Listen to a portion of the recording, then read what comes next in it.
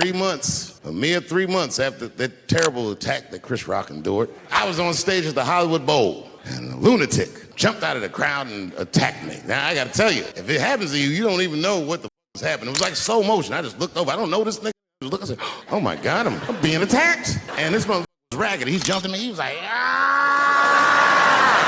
I'm old, but I'm fast. I caught this motherfucker's head with my hand and pulled his hoodie over his eyes. I can still feel his head in my hand. It was Spongy. He had been growing dreadlocks. Not the beautiful dreads that Rastafarians grow. These were accidental LA homeless dreads. I was like, ugh, like this.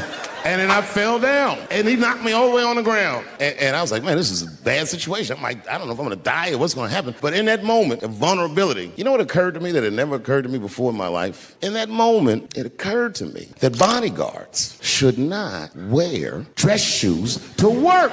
Travis came out slipping and sliding on some kind of beautiful loafer and fell flat on his back. Pop. I said, oh my God, now both of us are down. I gotta handle this myself. So I popped that back, boom, and then the kid that knocked me down, he popped out, boom, and we looked at each other and realized at the same time, I was bigger than him. And that motherfucker took off running. And I started to chase him, and I said, f him. I picked the microphone up. I said, I'm gonna finish this show now.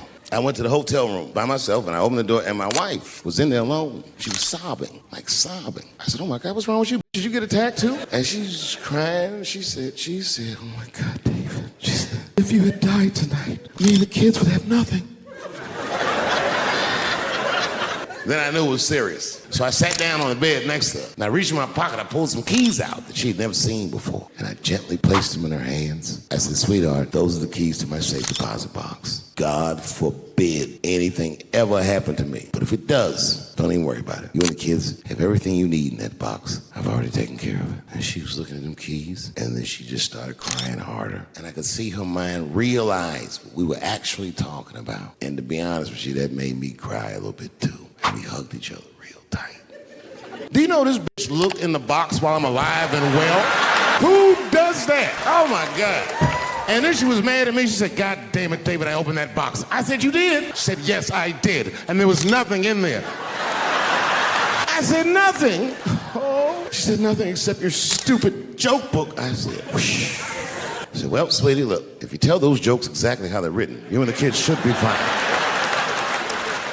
They're really good jokes.